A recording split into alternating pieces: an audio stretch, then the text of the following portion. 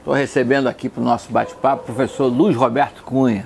Bom, acompanho o professor Luiz Roberto Cunha há muitos e muitos anos, desde o tempo que ele controlava preço, mas isso é uma história que ele vai contar, né? Ele já teve um controlador de preço. 2 vezes na vida, o único brasileiro. Pois é, mas não era realmente o desejo dele. Esse era o sistema que o Brasil tinha naquela época, com a inflação alta.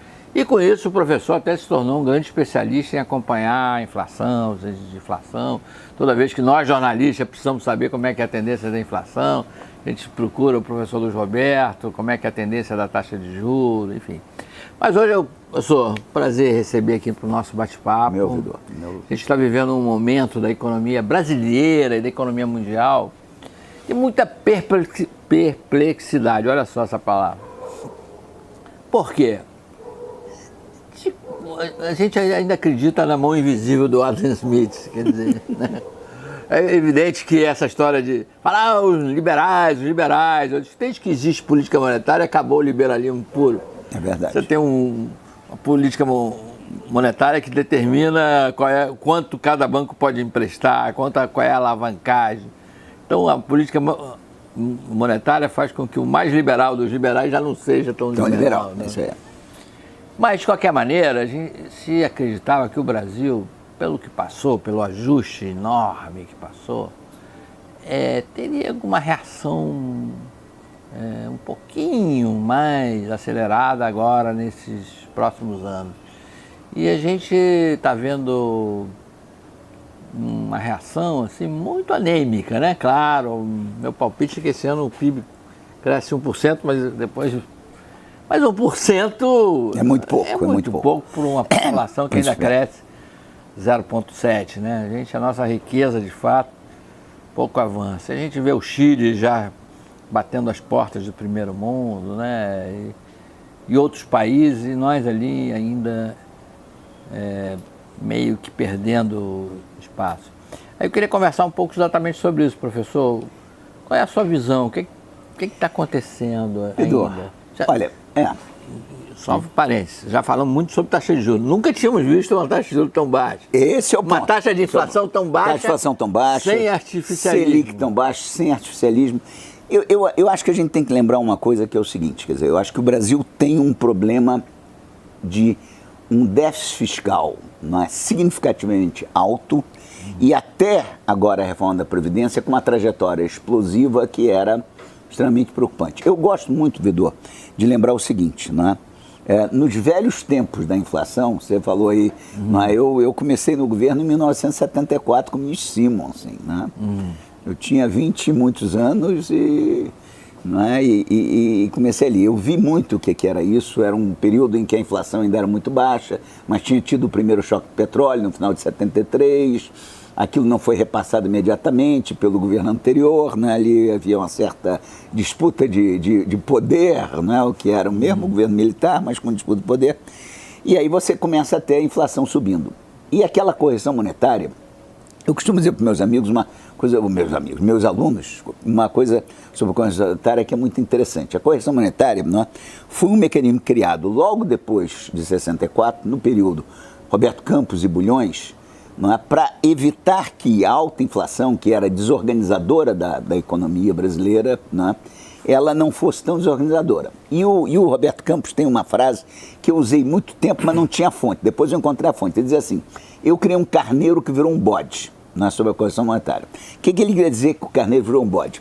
Eu sempre achei que a visão dele, que era a minha, dizia o seguinte: não, o carneiro é uma coisa bonitinha, não é? Mas à medida em que você teve, principalmente, a inflação entre 64 e 73, ela foi decrescente.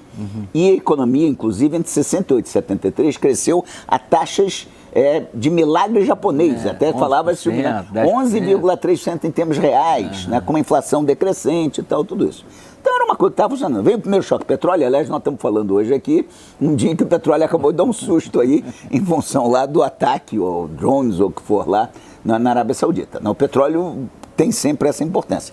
Com essa mudança do patamar de petróleo, a inflação brasileira, que era a economia brasileira, que era indexada a essa correção monetária, começa a subir de patamar. A experiência do governo Geisel, ministro Simons, é que a gente tinha que, e por isso a gente controlava preços, que já era um instrumento que já havia antes de ser instalado lá pelo governo, pelo Delfim, no governo Costa Silva e depois Médici, não é? Era que a gente tinha que evitar, não é, aumentos muito na mesma época de preços industriais e tal, tudo isso que iam jogar para novos patamares. Mas só voltando ao carneiro que virou bode, quer dizer, o que é que acontece?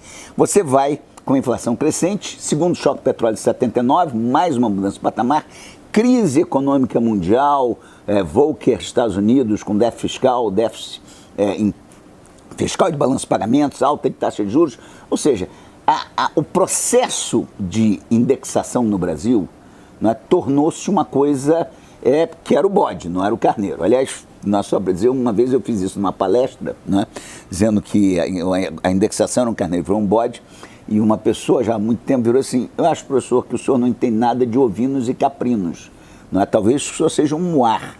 Não é? Eu fiquei meio assim, porque disse, não, carneiro e bode são da mesma origem. E essa coisa de o senhor dizer que carneiro é bonitinho, que é branquinho, bode é feio, isso não é verdade. Tal, mas deu para a imagem era boa. E o Campos usou mesmo isso. Não é? Eu costumo dizer que o que nós criamos, aqui a correção monetária, era a força e a fraqueza da economia brasileira. Por que a força?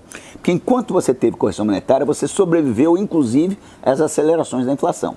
A fraqueza é que você precisava acabar com a correção monetária para poder acabar com a inflação, que é uma coisa que depois das experiências frustradas de Cruzado, Bresser, Verão, Collor 1, Collor 2, aqueles vários planos de estabilização fracassados que desorganizaram a economia, criaram problemas jurídicos, passivos, etc., só no plano real que você voltou para um nível normal. Mas por que eu queria falar um pouco sobre isso? É para lembrar o seguinte, né? Na época da inflação alta, o Estado brasileiro era o grande beneficiário da inflação. O Estado brasileiro e os detentores de aplicação financeira. A grande parte da sociedade pagava forte pela inflação, porque começava o mês devendo, a inflação ia comendo o salário de quem já estava devendo e a concentração de renda é muito grande. Mas o Estado se beneficiava porque você exatamente criou um mecanismo de indexação dos tributos. Então, a principal renda do Estado brasileiro, federal, estadual, municipal, era indexada. E os gastos de pessoal, ativos e inativos, não eram indexados e a inflação comia, não é? Os salários, te retirava. A receita era indexada e a despesa não.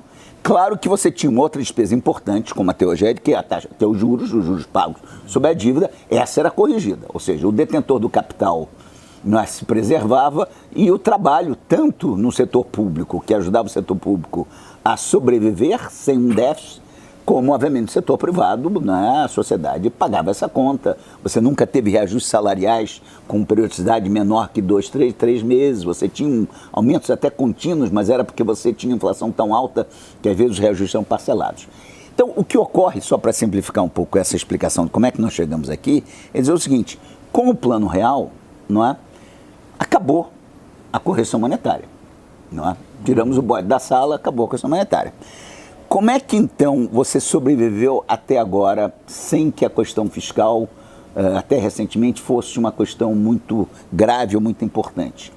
Porque o governo, a partir do governo Fernando Henrique, começou a aumentar a carga tributária. A carga tributária sai ali, na época de 94, Plano Real, de uns 20 e muitos por cento, e vai a 30 e muitos por cento. Ou seja, o governo foi empurrando o problema com a barriga, não é? E adiando, não é, o enfrentamento da realidade.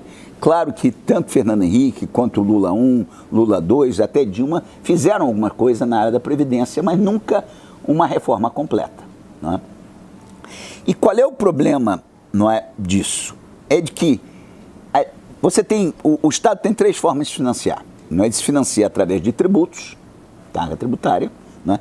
Ele se financia através da emissão de moeda. A emissão de moeda é não era o único, mas um dos importantes efeitos para aquela inflação desenfreada, porque você monetizava a dívida e tal, tudo isso, e imprimia, ou você aumenta a dívida, você se endivida. Para mim, é sintomático 2013, 2014, quando você tem aqueles movimentos de rua em que a sociedade vai para a rua, jovens inclusive, trabalhadores, pessoas, dizer o seguinte: olha, não mais impostos. Chega de pagar imposto. Os 20 centavos, que foi o trigger ali, né? o estopim ali no ônibus do Rio, no ônibus de São Paulo, era, no fundo, uma resposta da sociedade dizendo assim, olha, eu estou cansado de pagar imposto para ter serviços públicos de péssima qualidade. Mais um parentezinho rápido, o Banco Mundial fez uma análise recente, no ano passado, do Brasil, entre várias coisas que ele analisa, ele pega uma comparação do Brasil com vários outros países do mundo, não é? Ele pega Brasil em relação a Chile, da América Latina, México, países grandes, Rússia, China, Estados Unidos, e a média da OECD, a média dos países desenvolvidos, inclusive onde México e Chile participam. E o Banco Mundial cria um gráfico, é um gráfico de teia de aranha, que você tem vários níveis, então ele faz comparação de 4 variáveis importantes: saúde, educação, infraestrutura e segurança, que são as questões básicas que a sociedade demanda. Não é?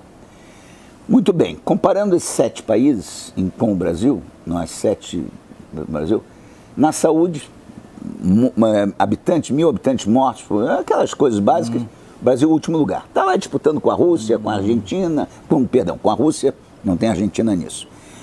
Educação, PISA, não sei o que, não sei o que lá, Brasil último lugar. Não é? Infraestrutura, tem lá um indicador do Banco Mundial de infraestrutura, em que você tem lá um ranking e tal, Brasil último lugar.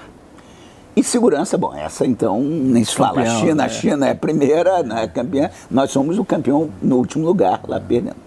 Mas tem uma quinta variável, gasto público em relação ao PIB. Aí nós somos campeões. Então entenda, quer dizer, na minha visão, quer dizer, em 2013, 2014, a sociedade foi para a rua e disse assim, olha, meu serviço de transporte é uma porcaria, minha saúde é muito ruim, a educação é péssima, a infraestrutura é muito ruim, está lá o transporte, e a segurança. Então eu não quero mais pagar impostos, chega de impostos. Foi quando logo, um pouco antes, acabou com o negócio da CPMF, que agora está igual e tal, a sociedade não quer mais. Bom, aí o que acontece? Vamos para o último gráfico só, porque economista gosta de gráficos, né?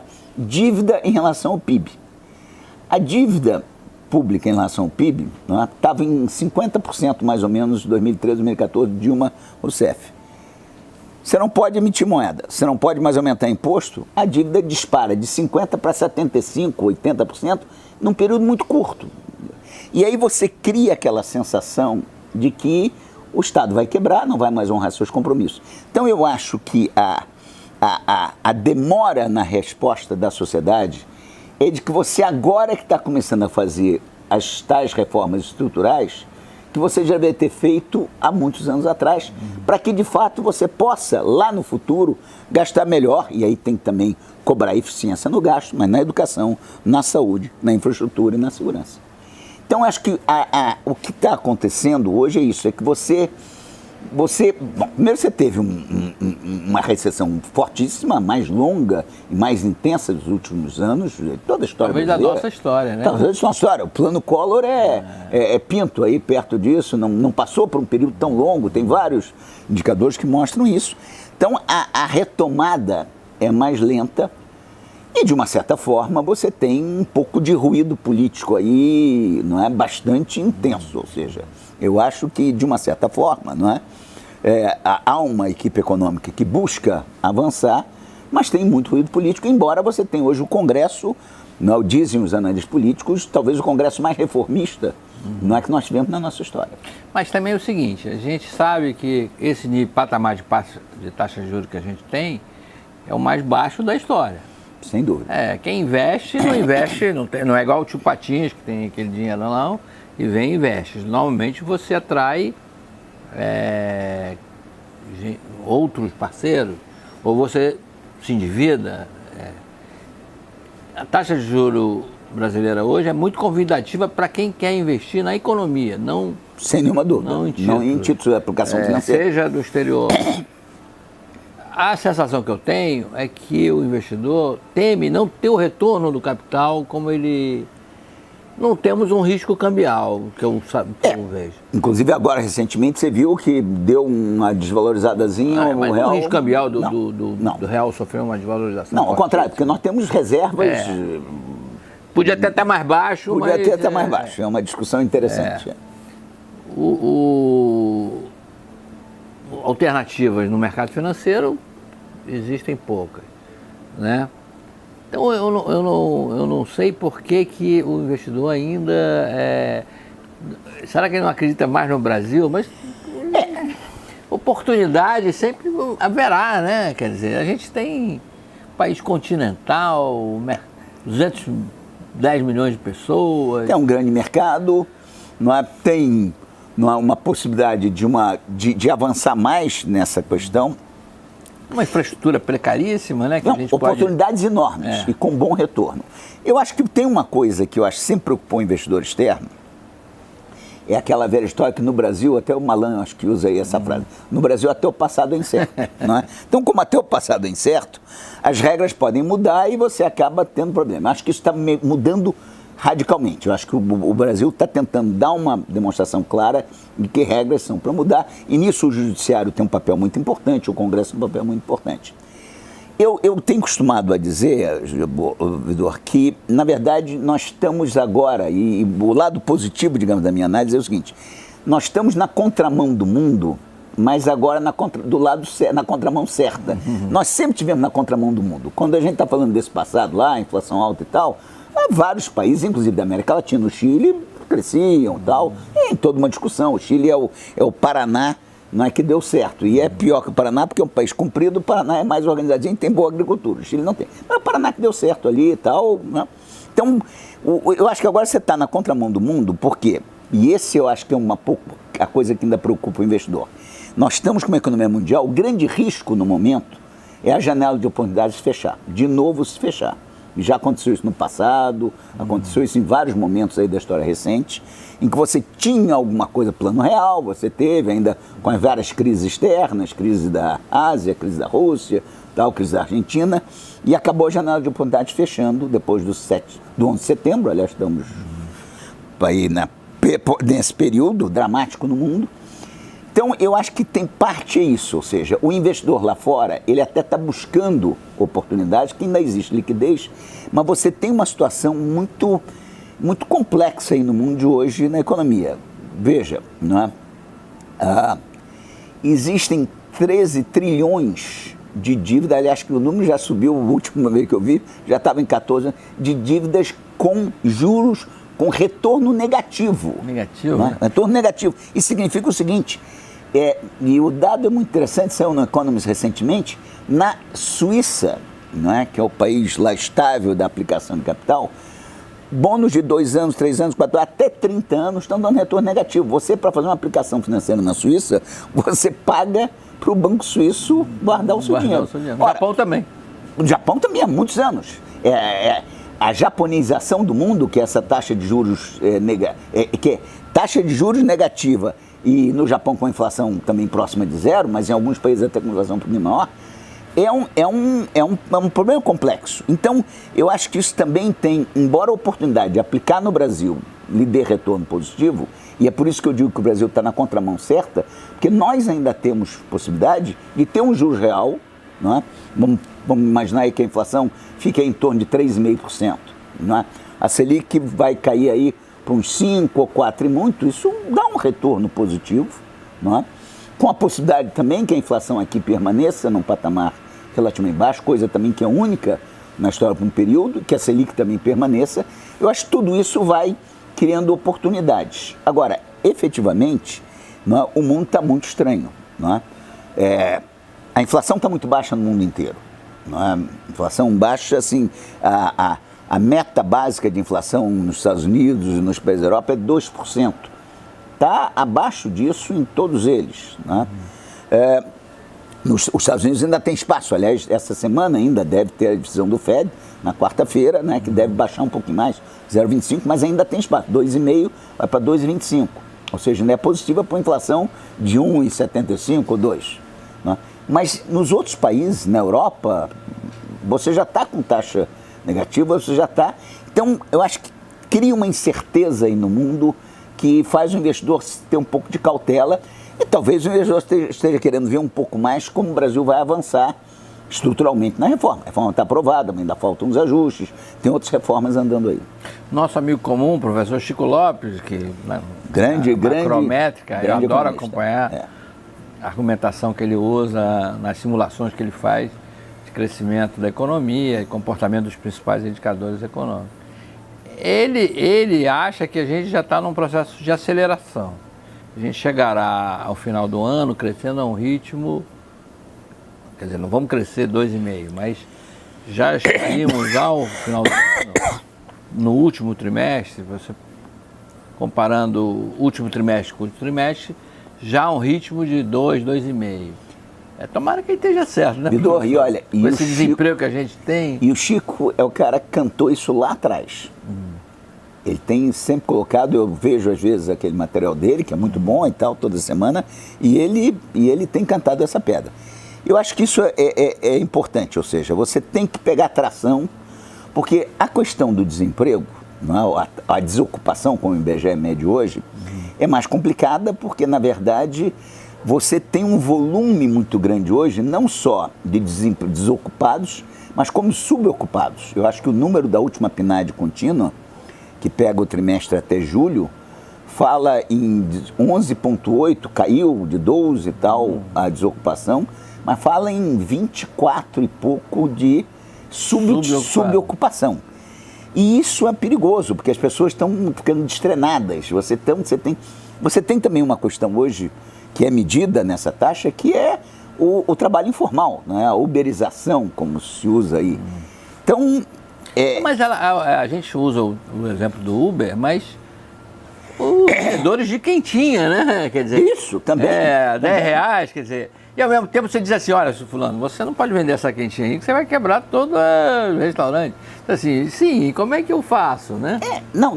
E quem está também comprando diz assim, mas eu não posso pagar R$20 no restaurante? Vou pagar mais barato. Vou pagar mais aqui. Vai, inclusive tem uma concorrência grande. Você passa ali na Lagoa, na hora do almoço. Lagoa Rodrigues Freitas, gente. Isso, a gente está falando no Rio de Janeiro. Aqui, eu sei até que a gente tem, que nos assistem fora do Brasil, Lagoa Rodrigues Freitas talvez seja, dentro do Rio de Janeiro, assim, a elite, né? Quer dizer, e aí se criou um grupo de... Eles estacionam carros, né? Abre o capô. Abre o capô, R$10 e tem vários. Então, um atrás do outro. É impressionante. Você passa ali numa hora próximo do almoço, eu às vezes saio da PUC para ir para alguma coisa na cidade, passo por ali. É impressionante, é uma concorrência danada. Como o Uber também é uma concorrência, o taxista e tal, tudo isso. Então, sim, mas você não está na região mais pobre da cidade. Claro. Aí você está mais carente. No filé mignon. No filé mignon, isso, não é? Então você tem, eu acho que... E o desemprego preocupa muito, e o subemprego preocupa muito, porque, na verdade, também o trabalho está mudando, né? Quer dizer, ou seja, o emprego formal, e aí vem a preocupação com a carga tributária sobre o empregador, né? No Brasil é muito alta, né? Então essa é uma das discussões que está hoje aí rolando aí no governo, como é que você consegue reduzir a carga tributária sobre mão de obra para tentar aumentar o emprego, né? Aumentar o emprego formal, porque também o emprego informal, ele não só você não tem uma segurança, mas como você acaba ficando preocupado com o futuro, né? Como é que a pessoa vai se aposentar, mesmo com um sistema... Ou seja, a questão da economia hoje, funcionamento, é muito complexa. Agora, eu acho que tudo isso, não é, voltando ainda à questão inicial, que é tudo isso faz com que haja uma demora na recuperação. Mas eu acredito nos números do Chico. E eu acho que a gente vai estar crescendo aí, não é? Na ponta, como a gente diz, final do ano sobre coisa já, mesmo com 1% em média, né? Porque seria a média do ano, dentro do ano, já está dando um sinal. E acho que você tem chance, porque eu vejo, não é, as propostas na área econômica muito mais amplas. Quer dizer, essa questão de você, não é, reduzir o tamanho do Estado com empresas, que você consegue abater a dívida. A relação dívida-PIB, essa relação que com a reforma da Previdência, ao longo de 10 anos, consegue ter uma economia significativa que já muda a trajetória, ela pode ser muito ajudada, porque a relação dívida-PIB é o numerador, a dívida, o denominador, o PIB. Não é? Na dívida, você não só tem o ganho da reforma da Previdência, mas como você tem o ganho também dessa taxa de juros real muito baixa. Esse nível de taxa de juros, 4 e muito, 5 para uma inflação de 3 e tal, é o nível que menos impacta o acréscimo da dívida bruta. Não é? E, por outro lado, né, você tem o PIB, que quando começa a crescer também ajuda. Então, existe uma trajetória em vários estudos apresentados, aí, inclusive tem um órgão que é ligado ao Senado, o Instituto Fiscal Independente, que tem uma explicação muito detalhada, que mostra que essa trajetória vai recuando. Isso ajuda muito a confiança no futuro do Brasil. Agora, é um processo que pode demorar um pouco e, obviamente, a pressão social é grande e a pressão política também é grande. Né? O que a gente nota, né, é de que, de uma certa forma, né, a equipe econômica, né, do Paulo Guedes chegou digamos, a dizer que a coisa seria, digamos, mais rápida e está enfrentando o dia a dia do processo, porque quanto menos você cresce... Mas eu fiquei preocupado quando eles começaram a querer entrar no caminho da CPMF, porque isso é uma armadilha para aumento de carga tributária, a gente sabe disso. Esses impostos que não são sobre valor agregado, que fazem efeito cascata, não, vai impactar o preço final 2%. A gente já sabe que essa história... Não, são impostos ruins, são impostos ruins. Aí eu falei, se eles já estão apelando para aumento de carga tributária... Significa que eles estão tendo mais dificuldade do que imaginavam e estão tendo. Mas eu acho que quando a gente está voltando a falar do investimento, né, seja interno, seja externo, né, quando você tem taxa muito baixa de aplicação lá fora, tudo isso, é um pouco isso. Quer dizer, o investidor precisa ter confiança, não é, de que ele vai, de fato, conseguir resultados. Eu acho que uma das questões interessantes hoje é a capacidade que você está vendo, né, no Ministério da Infraestrutura, né, de desatar o nó, não é, do investimento em infraestrutura. O investimento em infraestrutura caiu numa armadilha com Lava Jato, com um monte de coisa e tal, em que gerou um nó. CGUs, TCUs, o nó está sendo desatado. Você está começando a fazer aí leilões e Estou concessões. muito esperançoso com esse leilão da seção onerosa do petróleo, do petróleo, né? Fundamental.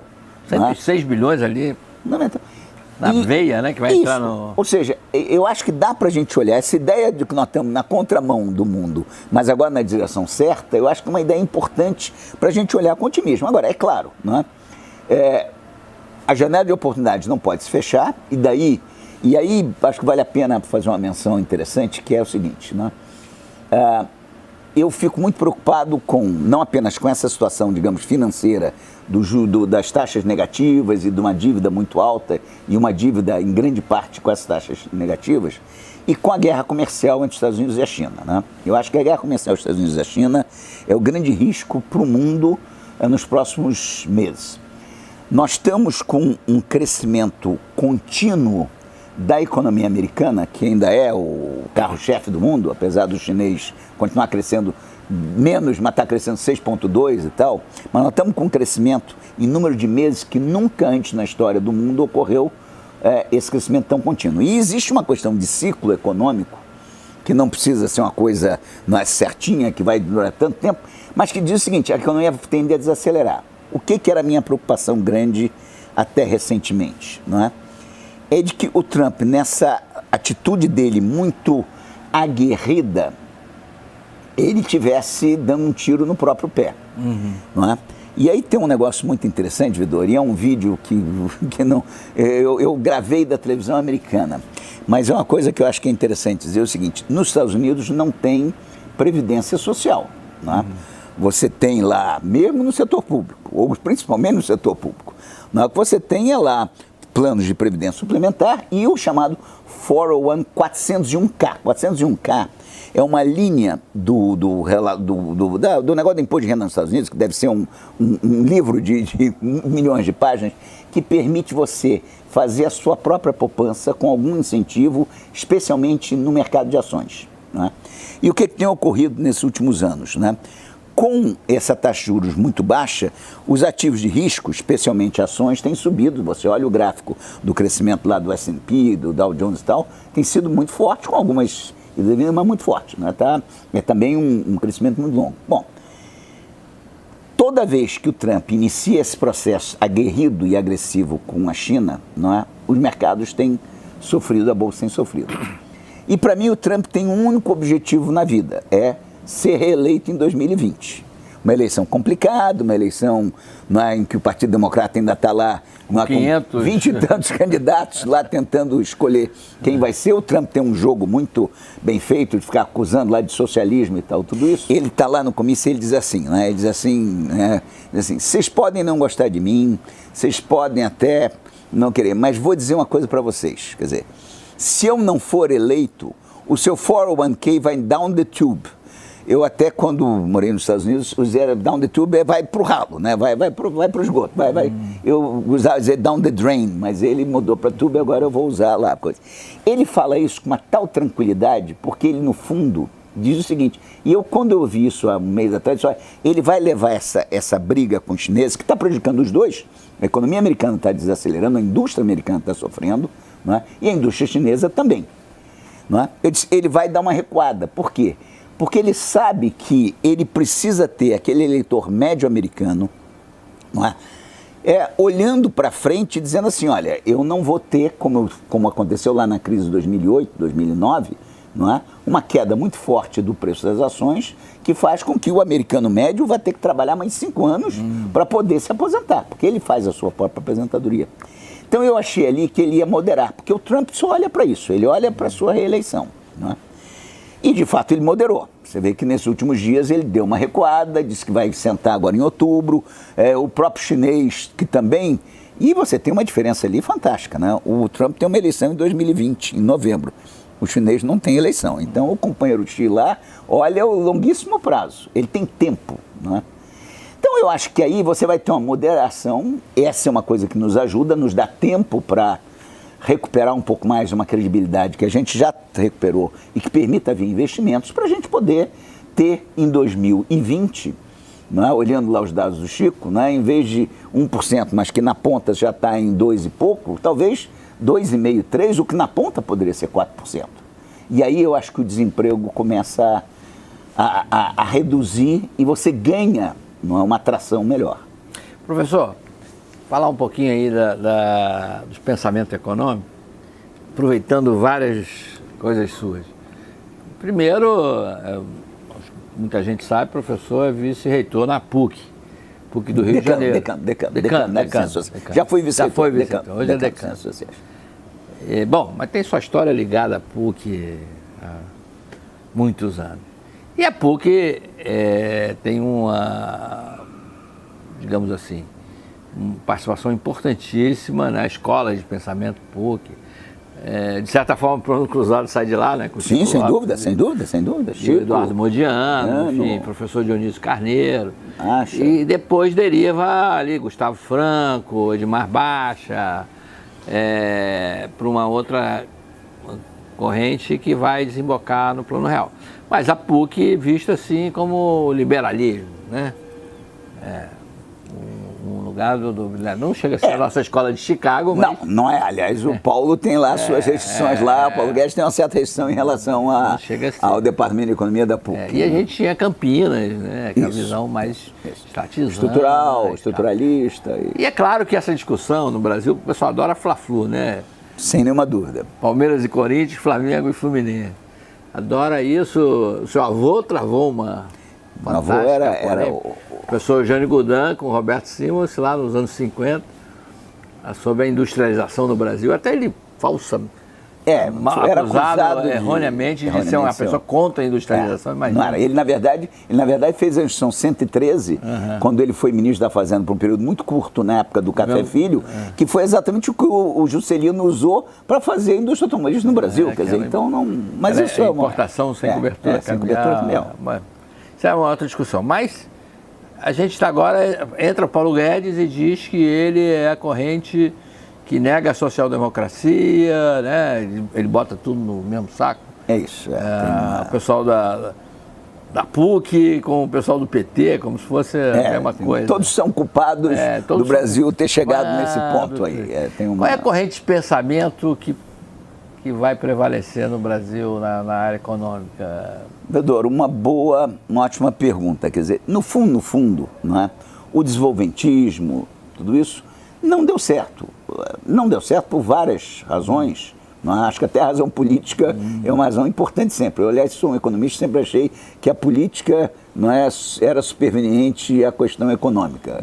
Até pela experiência de trabalhar com o Simon, assim, que era um economista liberal, não é, num governo que tinha que controlar preços, tudo que era daquela época era necessário.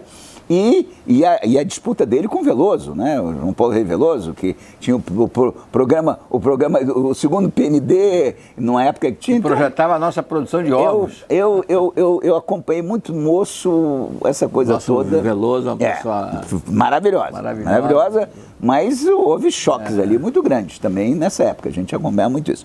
Eu acho que o ponto básico é o seguinte, quer dizer, na verdade, essa questão fiscal nunca foi vista pelos desenvolvimentistas como sendo uma questão que se resolvesse, não é?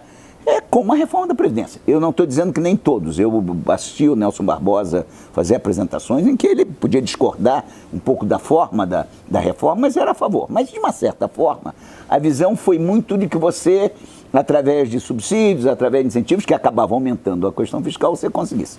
Eu acho que agora... Ele achava que o crescimento resolvia mas o problema fiscal. O crescimento ocorreu no período em que, quando o mundo surfou, quando você tinha os preços... chamado que a gente chama termos de troca, preço de exportação sobre preço de importação positivo, foi o período do Lula 1, o Brasil cresceu, surfou na onda. Só que não avançou, avançou parcialmente. Quando veio, de fato, o período da reversão, não é, da economia mundial, que pegou exatamente o período da Dilma, já na Dilma 1, sobrava no caixa todo dia que eu ia gastando. Não precisava explicar porque é a merenda das crianças, infelizmente a qualidade do ensino público, não é, muitas vezes é a merenda que leva, mas ainda a polícia precisa rodar, não é, porque senão ainda fica menos. E com medo dos presos foi uma explicação que me deram lá do sistema penitenciário, isso foi antes do Carandiru, lá em São Paulo, em que, na verdade, é através da comida estragada que as facções se unem e tem rebelião. E eu ficava dizendo não para todos os outros pedidos de recurso. Durou só 6 meses, porque aí aconteceu aquela coisa assim. No início de 1989, eu tirei férias por um período, viajei até para um lugar bem... não tinha jornal e tal. Quando eu cheguei para ver o jornal, tinha tido o Plano Verão. Aí eu disse assim, poxa, agora acabou a merenda das crianças, a gasolina da polícia e a comida dos presos. E aí já estávamos não muito assim, pulamos fora e tal. Eu acho que esse é o ponto, entendeu? Quer dizer, para reforçar aquele ponto, que eu acho que alguns desenvolvimentistas não entendem, não é? É de que a inflação é o que estava salvando o Estado brasileiro. Mas, por outro lado, a inflação é o maior concentrador de renda. Você tem dados de índice, coeficiente de índice de pobreza e tal, que são dados também muito... Acabou a inflação em 94, você já reduz a pobreza imediatamente, entendeu? Claro que depois, no governo Lula, com as transferências sociais, tudo isso, você tem uma melhora significativa. Mas é uma coisa muito injusta você ter um país que sempre viveu em cima da inflação. E agora, professor, a sua vida estudando isso, é impressionante. É claro que a anemia da economia, da demanda, contribui para a inflação estar domesticada. Mas também pode ter uma mudança estrutural aí, não é, professor? Tem. Na verdade, A gente tinha os preços administrados puxando, tarifa de água e esgoto, tarifa de ônibus, aquelas coisas que são aumentos automáticos, até previstos em contrato, e tem os preços livres, né? Então, todo ano, agora o preço administrado está subindo, agora é o preço livre. Mas, de uma maneira geral, tudo meio domesticado, né? Bastante, quer dizer, porque os preços administrados têm um grau de indexação ainda, né? Você ainda tem alguns índices que pegam a inflação passada. Ora, com essa inflação, há mais um ano e muito baixa, já começa a ter um efeito muito menor. E os preços livres, principalmente aqueles que a gente chama de tradables, né? Comercializáveis, que dependem ou que têm concorrência externa, o mundo está passando, de fato, por um processo de desaceleração de preços mundial. Você acaba sendo beneficiado por isso. Não é? Mas serviços no Brasil, por exemplo, não... Os serviços foram o grande vilão da inflação. Agora também vou dizer uma coisa aqui, você é iconoclasta. Né? Eu costumava dizer naquela época dos serviços mais altos, que era inclusive um período Lula e principalmente Lula, um pouco Dilma, de que ela era uma inflação boa, desenvolvedor, pelo seguinte, porque era a inflação da mudança da estrutura de renda da sociedade brasileira. E costumava fazer um exemplo muito simples para os meus alunos, né? Dizer o seguinte, olha, Inflação é oferta e demanda, tá?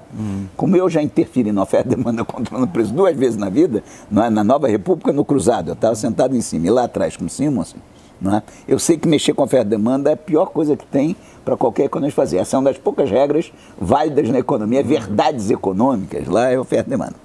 Então, o que você tinha, o que eu dizer era o seguinte, com a mudança na estrutura de renda, com a nova classe C do Marcelo Neri, lá os 40 milhões de brasileiros estavam ascendendo, e eu dava um exemplo muito simples para explicar, dizer assim, olha, na comunidade tinha moça que sabia, não tinha emprego formal, mas sabia cortar o cabelo e fazer as unhas.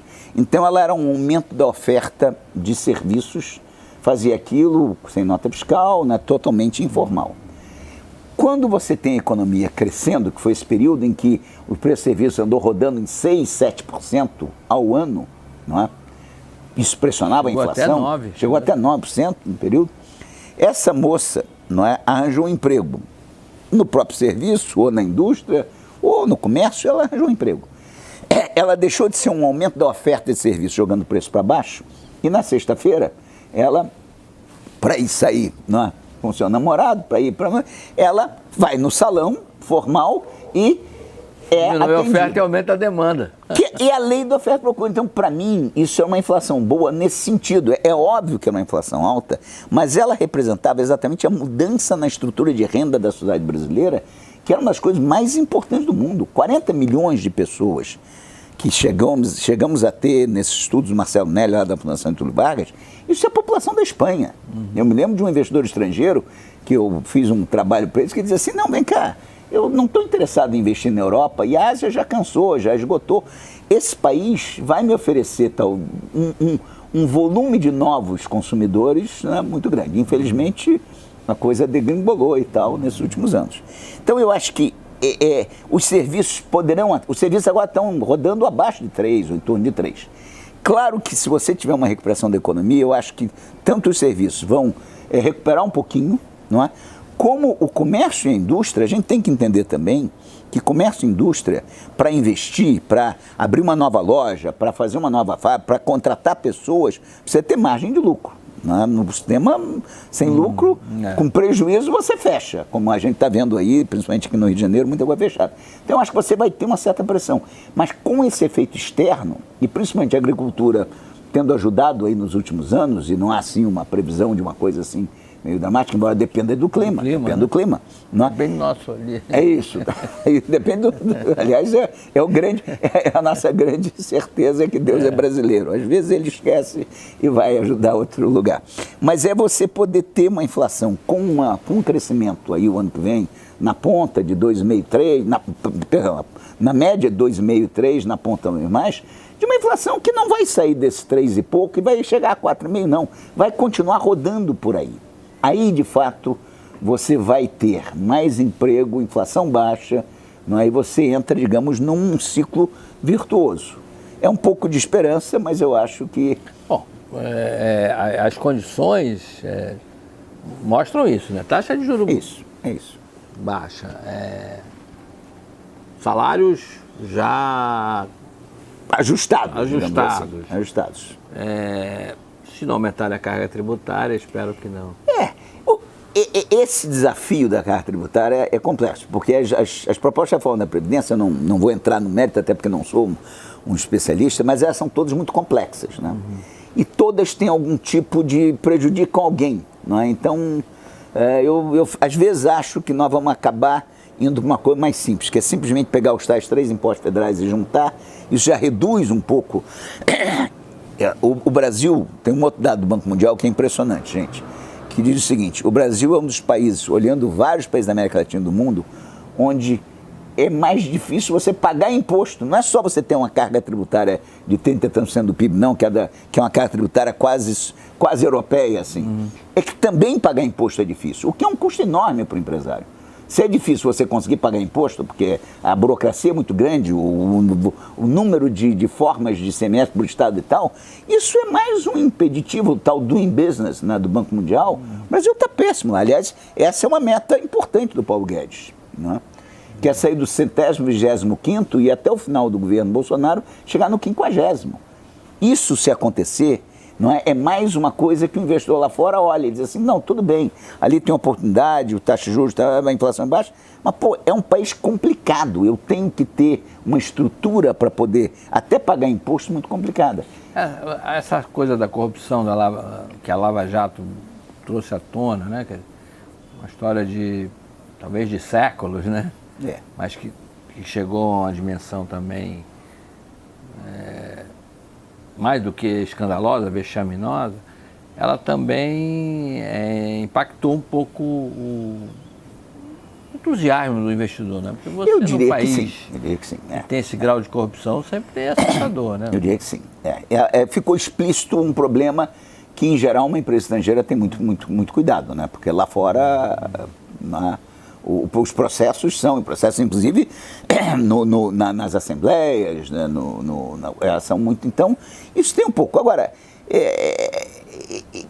por outro lado, quer dizer, isso também é uma coisa que está prejudicando um pouco, e concordo com algumas análises que devem dizer assim, bom, você desorganizou tanto certos setores onde a capacidade de produção brasileira e era tão importante que agora precisa reorganizar isso. Então, na infraestrutura, isso é alguma coisa também que atrapalhou um pouco, né? Mas então, a gente não vai querer manter a corrupção. Não, de forma nenhuma. Não, ao contrário. Evidentemente. Ao contrário. Mas eu digo, você retomar essas empresas se reorganizarem, empresas menores crescerem, tudo isso também... Mas hoje a gente sente, assim, essa preocupação com compliance, né? Assim como tinha uma Não, hoje está... Graças a Deus está enorme. As empresas hoje querem ter mais transparência, querem ter normas de conduta mais sérias. Professor, adorei o nosso bate-papo aqui. Acho que o pessoal que vai assistir a gente também vai adorar. Obrigado, doutor. Bom, foi... Ainda bem que... Vocês quiserem ver também, tem a nossa entrevista que a gente fez lá na Globo News, anos atrás, está em arquivo Vidor. Era sobre um livro a respeito do avô dele, Eugênio Goudin. Então ele está aqui no meu canal 2 vezes, né? Agora, então... E um avô que era monetarista, e ele não era meu avô direto, mas convivi com ele 25 anos. Então, mas eu digo assim, por isso é que fui controlar preço 2 vezes, para ter uma independência, digamos, profissional. Ele devia ter uma raiva danada. Ele dizia que com Simmons... Pois é. E ele na Nova República, ele também apoiou a Nova República. Então também quando eu voltei a controlar preço, ele disse, não, mas eu apoio a Nova República, porque era a redemocratização do Brasil. Vidor, obrigado. Gente, obrigado. E a gente volta no domingo que vem. Obrigado.